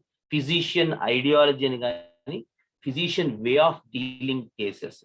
ఉదాహరణకి ఒక పేషెంట్ రోజు వచ్చేస్తున్నాడు అనుకుందాం, లేదు మనం ఒక మెడిసిన్ 2 weeks కి ఇచ్చాం అనుకుందాం ఎగ్జాంపుల్ ఎనాకార్డియం అనే మెడిసిన్ ఇచ్చాం 2 weeks కి.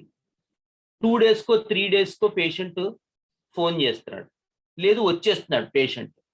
డాక్టర్ గారికి ఆ పేషెంట్ చాలా కావాల్సిన వాడు, లేదా ఇతను వడ్రంగో ఏదో మన క్లినిక్ వడ్రంగో ఎవడో ఉంటాడు కదా, బాగా అసోసియేట్ అయిపోయి ఉన్నాడు.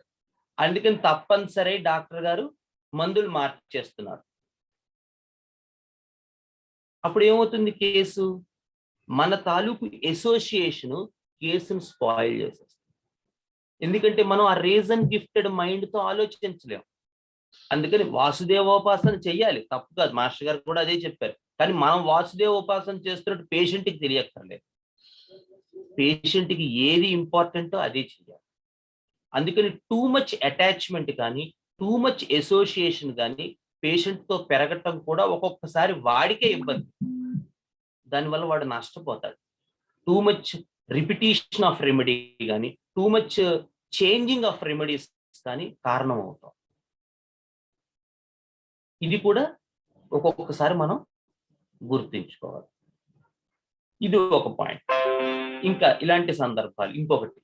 So one of the cases లో ఏంటంటే యాక్చువల్గా చాలా రేర్ ఆఫ్ ద ఇలాంటివి తక్కువ వస్తాయి, బట్ మనం జ్ఞాపకం పెట్టుకోవాల్సిన కండిషన్స్ ఏంటంటే అలోపతిక్ రెమెడీస్ ఓవర్ యూసేజ్ వల్ల కేసెస్ మన దగ్గరకు వచ్చాయా అది కూడా చూసుకుంటూ ఉండాలి.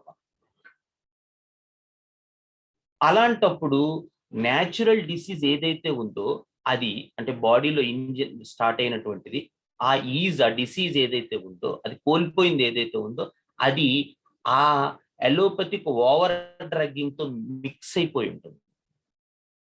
సో ఇలాంటప్పుడు ఈ worst of the worst cases లో ఏమవుతుందంటే సిమ్టమ్స్ మారిపోతాయి. అందుకని ఒక్కొక్కసారి ట్రెడిషనల్ వే ఆఫ్ అప్రోచ్ ఏదైతే ఉందో అంటే మనం అన్ని సిమ్టమ్స్ గ్యాదర్ చేసి మెడిసిన్ ఇస్తాం, ఒక్కొక్కసారి అది వర్కౌట్ అవ్వదు. ఎందుకంటే యాక్చువల్గా సిమ్టమ్స్ అనేటువంటివి both over drugging of allopathy and natural రెండు కలిసిపోయి ఉన్నాయి. అలాంటప్పుడు ఏం చేయాలి? లేదు ఓవర్ ప్యాథాలజీ, ఫైబ్రాయిడ్స్ ఒక 10 సెంటీమీటర్స్ ఫైబ్రాయిడ్స్, అలాంటప్పుడు ఏం చేయాలి? సో ఇలాంటి కేసెస్ కొంచెం డిఫికల్ట్, క్లినికల్ గా ప్యాథలాజికల్ గా ప్రోగ్రెస్ అయిన కేసెస్ డీల్ చేసేటప్పుడు మాత్రం we should be very careful. And the best thing is to consult our own mentor. అంటే మనందరికీ కూడా ఎవరో ఒకళ్ళు బాగా క్లోజ్ అయిన వాళ్ళు ఉంటారు, మనల్ని కాస్త ఈ దారిలో పెట్టిన వాళ్ళు. అటువంటప్పుడు మాత్రం అలాంటి కేసెస్ డీల్ చేసేటప్పుడు ఖచ్చితంగా మనం వాళ్ళని కన్సల్ట్ చేసి ఒక ఒపీనియన్ తీసుకునే రెమెడీ ఇవ్వాలి. ఇచ్చే ముందే, సెకండ్ ప్రిస్క్రిప్షన్ కాదు, ఫస్ట్ ప్రిస్క్రిప్షనే కేర్ఫుల్ గా ఉండాలి. ఇక సెకండ్ ప్రిస్క్రిప్షన్ అలాంటి క్లినికల్ ప్యాథలాజికల్ కేసెస్ లో, ఇలాంటి సెకండ్ ప్రిస్క్రిప్షన్ సెలెక్ట్ చేసుకునేటప్పుడు అలాంటి కేసెస్ లో ఒక్కొక్కసారి ఏమవుతుందంటే నీడ్ కి రిపీట్ చేయాల్సి రావచ్చు.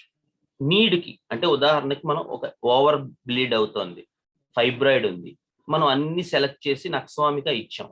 సో పేషెంట్ కొంచెం బెటర్ ఉందన్నారు, బెటర్ ఉన్నదన్న తర్వాత సడన్ గా కొలాప్స్ అయిపోయారు, కళ్ళు తిరిగి పడిపోయారు. సో నేనేం చేస్తున్నాను, ఇది జరిగిన కేసు యాక్చువల్గా. సో ఒక పేషెంట్ కి క్యాల్కేరియా కార్బ్ ఇవ్వడం జరిగింది. ఆవిడకి ఇంచుమించుగా 2 months నుంచి బ్లీడింగ్ అవుతుంది. దేవుడి దేవల్ల బ్లీడింగ్ అంతా తగ్గింది. పాపం ఆవిడ చెప్తోంది, నాకు నీరసంగా ఉందండి, కళ్ళు తిరుగుతున్నాయండి, చెమటలు పడుతున్నాయండి, బ్లీడింగ్ తగ్గింది, బ్లీడింగ్ తగ్గిపోయింది కానీ ఈ సిమ్టమ్స్ అన్ని ఉన్నాయి. నేనేం చేస్తున్నాను, అవన్నీ తగ్గాయి కదా, ఏం పర్వాలేదు, హీమోగ్లోబిన్ చేయటం. నా బ్యాడ్ లక్ ఏంటంటే హీమోగ్లోబిన్ రాంగ్ రిపోర్ట్ వచ్చింది, అది 8.4 ఎంతో వచ్చింది. సో పర్వాలేదులే, వెయిట్ చేయొచ్చు అనుకున్నాను. ఈవిడ చెప్తున్న ఈ సిమ్టమెటాలజీ అంతా ఎనిమిక్ సిమ్టమెటాలజీ, కానీ మనం ఒకసారి చేయించాం కదా అని ఓవర్ కాన్ఫిడెన్స్ తో నేను చేయించలేదు. సో ఒకరోజు నిజంగానే ఆవిడ కొలాప్స్ అయిపోయి పడిపోయింది. గబగబా మోసుకుపోయారు ఎమర్జెన్సీ హాస్పిటల్. చూస్తే హీమోగ్లోబిన్ 3 ఉంది.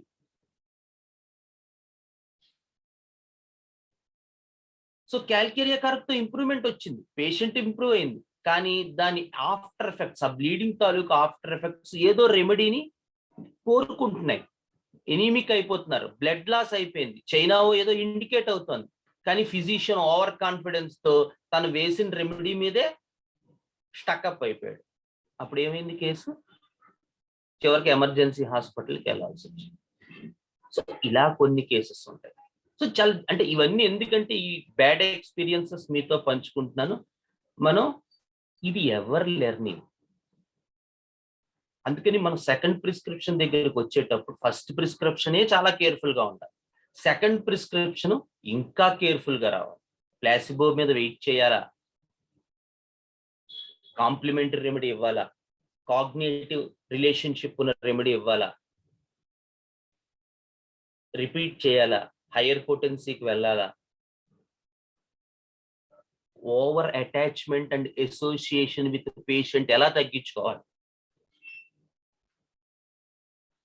లేదు స్లోగా ఏమవుతుందంటే మన ప్రాక్టీస్ లో we will land on the other side of the homeopathy where we will prescribe remedies, remedy after remedy instead of looking the person as a whole.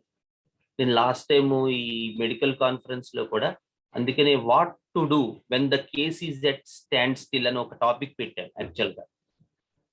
ఎందుకంటే ఇటువంటి సందర్భాల కోసమే, ఎందుకంటే కేసు సగంలో ఉంటుంది, మనం ఏం చేయాలో తెలియదు. చాలా కేర్ఫుల్ గా ఉండాలి మనం ఈ సెకండ్ ప్రిస్క్రిప్షన్ దగ్గరికి వచ్చేసరికి. సో ఇలా లాట్ ఆఫ్ ఎగ్జాంపుల్స్ ఉన్నాయి. సో ఈ కేసు ఒక్కొక్కసారి ఇంకొక చిత్రం, ఒక బ్యూటిఫుల్ కేసు. యాక్చువల్ గా ఆవిడ, ఆ అమ్మాయి చాలా ఎనర్జెటిక్ గా ఉండేదన్నమాట. యాక్చువల్ గా ఒక 17 చాలా 10-15 years బ్యాక్, ఈ మధ్య ఆ అమ్మాయి మ్యారేజ్ కూడా అయిపోయింది. సో ఆ అమ్మాయికి ఏమైందంటే సడన్ గా బ్లీడింగ్ స్టార్ట్ అయ్యాయి. బ్లీడ్ స్టార్ట్ అయితే మెన్సెస్ లో ఆగేది కాదు, ప్యాడ్స్ అయిపోయేది. 5-6 days అయ్యేసరికి నీరసపడిపోయేది ఆ పిల్ల. సరే చూసి ఆ అమ్మాయి క్లాట్స్ లేవు, ఏం లేవు, ఎప్పుడు హెవీ బ్లీడింగ్, రెడ్ బ్లీడింగ్. చూస్తే బెలడోనా 200 వేస్తే తక్కువ తగ్గిపోయేది. ఇలా ఓ 2-3 మెన్సెస్ టైంలో చూశాను. మామూలుగా నేను ఏమనుకుంటున్నానంటే ఆ అమ్మాయికి ఫాస్ఫరస్ ఇచ్చాను యాక్చువల్గా కాన్స్టిట్యూషనల్ గా. అది ఇచ్చినప్పుడు మిగతా సిమ్టమ్స్ అన్నీ ఇంప్రూవ్ అయ్యాయి, కానీ ఈ బ్లీడింగ్ ప్రాబ్లం ఇంప్రూవ్ అవ్వలేదు. ఖచ్చితంగా ప్రతి నెలలోనూ బెలడోనా పడాల్సిన కండిషన్ వస్తుంది చిత్రంగా. అప్పుడు జాగ్రత్తగా స్టడీ చేసి ఏం చేశానంటే, నేను ఇది ఫాస్ఫరస్ అని మనం అనుకుంటున్నాం, బెలడోనాతో రిలీఫ్ వస్తుంది కాబట్టి ఆ కేసులో కాంప్లిమెంటరీ రెమెడీ, ఆ ఎక్యూట్ ఎపిసోడ్ అయ్యి మెన్సెస్ ఆగి బెలడోనా ఇచ్చి ఒక 1 వీక్ తర్వాత క్యాల్కేరియా కార్ 200 వేస్తాం. ఈసారి నెక్స్ట్ వచ్చే మెన్సెస్ ఏమైందంటే లక్కీగా ఇంకా ఆ హెవీ బ్లీడింగ్ అనేటువంటి ఇబ్బంది తగ్గిపోయింది. అలా కాదండి, నేను ఫాస్ఫరస్ చేశాను, దాంతో అన్ని సిమ్టమ్స్ తగ్గాయి, కానీ ఎక్యూట్ రెమెడీ తాలూకు కాంప్లిమెంటరీ నీడ్ ఉంది ఇక్కడ. ఈ కేసును అలా అర్థం చేసుకోవాలి.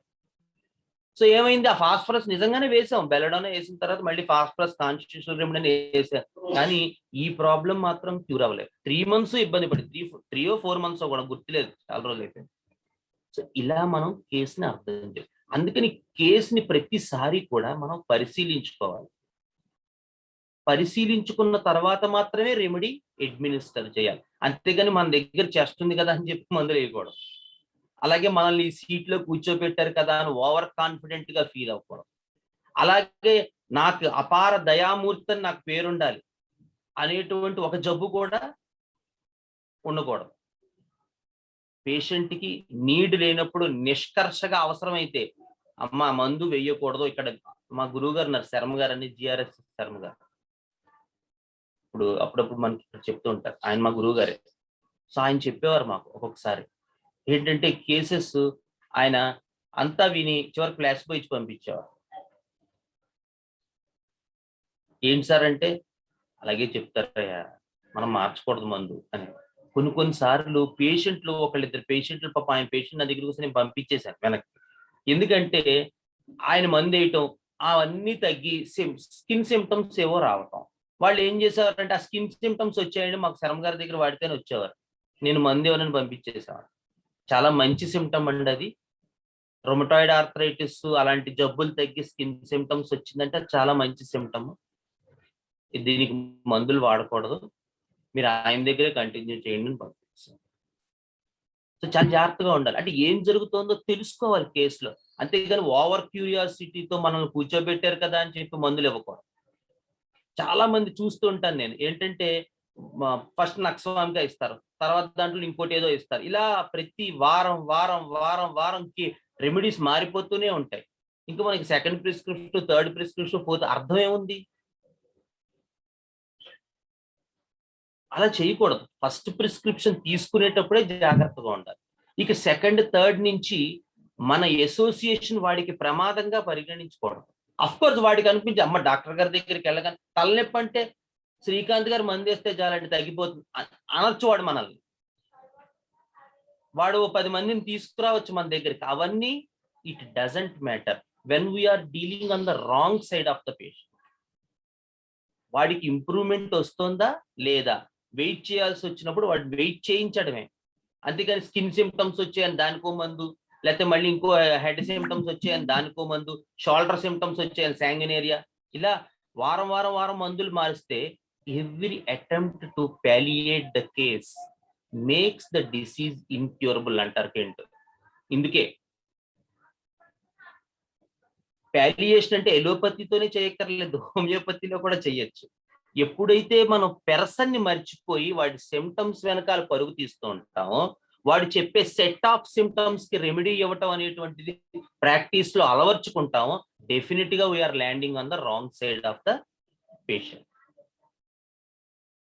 పేషెంట్ లో ఏం జరుగుతుందో చూడాలి, సెట్ ఆఫ్ సిమ్టమ్స్ ని తీసుకోకూడదు. అందుకే హ్యానిమన్ ఏం వెర్రివాడు కదా ఆయన, totality of the disease. Totality అంటే సమ్ టోటల్ కాదు, plus minus multiply, max totality కాదు. టోటాలిటీ అంటే seeing the person as a whole. అలాగే చూడాలి మనం, అలాగే చూసి రెమెడీ సెలెక్ట్ చేయాలి. ఆ టోటాలిటీ అనేటువంటి పిక్చర్, ఈవెన్ శంకరన్ సార్ కూడా అదే చెప్తారు, holism and individualism are the 2 important things for the homeopathy. ఎప్పుడూ హోలిజం మర్చిపోకూడదు, ఎప్పుడూ ఇండివిజువలిజం మర్చిపోకూడదు. చాలా కేర్ఫుల్ గా ఉండాలి. సో సమయం అయిపోయింది. సో మళ్ళీ ఎప్పుడైనా ఇలాంటి సందర్భం వచ్చినప్పుడు ఫిలాసఫీలో మరిన్ని ఉదాహరణలతో ఇంకా డీటెయిల్ గా మనం ఇది చెప్పుకోవడానికి మనకి అవకాశం ఉంటే తప్పకుండా చెప్పుకుందాం. నాకు ఈ అవకాశం ఇచ్చినటువంటి చంద్రమోహన్ గారికి, మిగతా టీం అందరికీ కూడా నా హృదయపూర్వక నమస్కారాలు, ధన్యవాదాలు. Thank you. ధన్యవాదాలు. ఒక చిన్న విషయం అయితే, నేను బుజ్జి గారి దగ్గర ఉన్నప్పుడు కూడా ఏమైంది, ఒక కేసులో చెప్పారు బుజ్జి గారు. ఒక్కొక్కసారి కొన్ని ఎమర్జెన్సీ కేసెస్లో ఒక్కొక్కసారి మనం రిపీట్ చేయకపోతే 1 డే డిలే చేస్తే 1 వీక్ రిలీఫ్ అంతా బ్యాక్ పోతుంది. అందుకని రిపిటేషన్ అవసరం ఉండే కేసులో అనే ఎక్స్పీరియన్స్ తర్వాత రాను మనం నేర్చుకుంటాం అది. కానీ ఆ ఎక్స్పీరియన్స్ వచ్చే వరకే టైం పడుతుంది. వాల్యుబుల్ ఎక్స్పీరియన్స్ ఏవైతే ఉన్నాయో అవి మీతో షేర్ చేసుకుంటే మీకు త్వరగా ఈజీ కాదని మీతో షేర్ చేసుకుంటున్నాం. అందుకని ఒక్కొక్క డాక్టర్ యొక్క ఎక్స్పీరియన్స్ మనకి ఉపయోగపడాలి, అది ఉద్దేశం. అంతేగాని అయిన తర్వాత కొంచెం ఈ second prescription next doctor Vinay will take the next class next Thursday, the same topic only second prescription. Thank you for cooperating all. స్వస్తి. ధన్యవాదాలు. కృతజ్ఞత.